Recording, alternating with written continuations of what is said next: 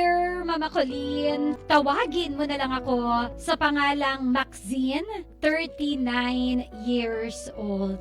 Alam mo, Mama Colleen, minsan napaka-unfair ng mundo. Kung kailan natutunan mo ng mahalin yung isang tao, tsaka pa siya mawawala sa'yo. Kung kailan masaya ka na, mapapalitan pala ito ng luha. Ito po ang aking Heart to Hearts with Mama Colleen. Nag-umpisa ang lahat nung nasa edad 18 ako. 4th year high school ako noon, Mama Colleen. Babae po ako pero kilos lalaki po ako. Boyish kumbaga. Ang mga kadalasang kaibigan ko ay mga lalaki. Mahilig po ako sa basketball. Forma ko po lagi ay panlalaki, pero pagdating naman sa school, naka-uniform naman po ako na pambabae. Sa totoo lang, walang may gustong manligaw. At kung meron man, hindi nila kayang sumubok. Dahil magsasalita pa lang, may kaltok na agad sa akin. At dito ko na nga nakilala si Ramon. Matanda po siya sa akin at hindi lang basta matanda. As in parang tatay ko na si Ramon. Kasi po, 18 years old po ako, 41 na siya. Nagtitinda po siya ng taho sa labas ng school namin araw-araw. Nakatambay ako doon. And then one time bumili po ako sa kanya. Mahilig po siyang magpatawa. Para siyang si Bayani Agbayani. Ganun po ang datingan niya. Palabati po siya, Mama Colleen, at palakwento, kaya dun ko nalaman na binata pa siya. Sa tuwing bibili po ako sa kanya, hindi po niya ako pinagbabayad. At hindi lang yun. Kung sino man ang kasama ko, madadamay po sa panlilibre niya. Hanggang sa nakilala ko na nga siya at naging kaibigan. Mama Colleen, mabait po si Ramon at malakas ang sense of humor, pero hindi po ganun ang mga type ko. Again, matanda po siya sa akin. Hanggang napasyal na siya sa bahay namin at naging kaibigan na din siya ng pamilya ko. Palagi po siyang may dala sa tuwing pupunta siya sa bahay namin. Para nang nanliligaw ang datingan. Pero, never sumagi sa isipan ko yon dahil kaibigan lang talaga ang tingin ko sa kanya. Paminsan-minsan naglalaro kami ng basketball. Hanggang sa one time, nagkainuman kami ng mga kaibigan ko kasama si Kuya Ramon. Birthday po ng isang kaibigan namin noon. Nalasing na po ako noon, kaya nagpa siya po ako na umuwi at nagsabi siya na ihahatid na daw niya ako. At dahil di ko nga kaya nun, kaya doon na lang niya ako pinatulog sa kanila. Umayag na lang ako kasi di ko na kaya eh. Pero Mama Colleen, nagulat ako pagising ko, wala na akong damit. At wala akong maalala sa nangyari. At ang nakakagulat, katabi ko siya. Pinagahampas ko siya at tinanong ko siya kung anong nangyari sa amin. Wala din daw siyang maalala. Umiyak ako ng umiyak noon hanggang sa nalaman ng mga magulang ko ang nangyari. Kinausap kami ng mama at papa ko at kailangan daw niya panagutan yung nangyari sa amin. Mama Colleen, sobrang galit ko talaga kay Ramon noon. Ayoko talaga at di pa ako handa. Kaya lang pinilit ako ng mama at papa ko na magpakasal at magsama na kaming dalawa.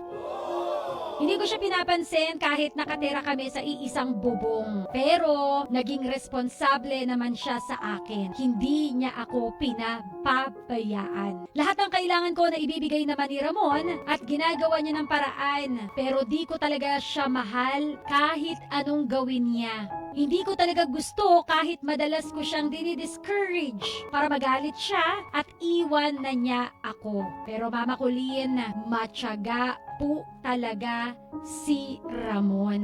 Pinaninindigan niya talaga kung ano kami. Makalipas ang ilang taon, natutunan ko na din siyang mahalin. Kasi sobrang bait naman talaga niya sa akin. Ayoko lang kasi nga matanda siya sa akin at parang ang jahe. Pero again, dahil sa pagpupursige niya, dahil sa paninindigan niya, natutunan ko na siyang mahalin hanggang sa mabiyayaan kami ng isang anak. Yes, Mama Colleen, malaki man ang agwat ng aming edad. Tutol man ako sa pagpapakasal sa kanya. Eventually, nahulog at minahal ko na rin naman si Ramon. Lumipas pa ang maraming taon, ganun pa din, responsable siyang ama at asawa sa aming mag-ina. Hanggang dumating ang hindi ko inaasahan. Nag-usap kami bago matulog. Nag-confess po siya na hindi daw niya ako ginalaw nung gabing magkatabi kami. Sinadya niya raw yun para maging asawa ko siya kasi alam daw niya hindi siya papasa kung magtatapat siya ng nararamdaman niya sa akin. Gawa nga na malayo ang edad naming dalawa. And then natatawa na lang ako at nakukulitan sa mga nangyari. Wala nang rason para magalit. Mahal ko na nga, diba? Mama Colleen, yun na pala yung huli naming pag-uusap. Dahil kinabukasan, hindi na po gumising si Ramon. Pilit ko siyang ginigising nung umagang yun, pero wala na. Wala na si Ramon. Ang sakit sobra, hindi ko matanggap. Bakit kailangang mangyari kay Ramon ito? Mama Colleen, 3 taon na siyang wala sa piling ko. Pero sariwa pa din sa akin ang mga alaala niya na palabiro, palatawa, at higit sa lahat, mapagmahal na ama at asawa. Nahihirapan ako. May mga umaga pa rin na umiiyak ako.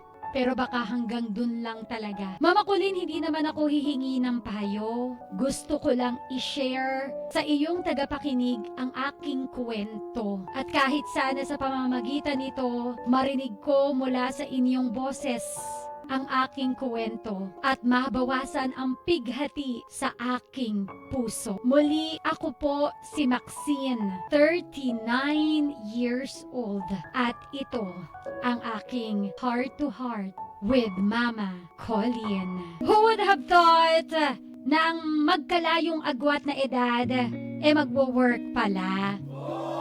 Who would have thought na yung kaburuan mo lang mamahalin mo pala pagdating ng panahon?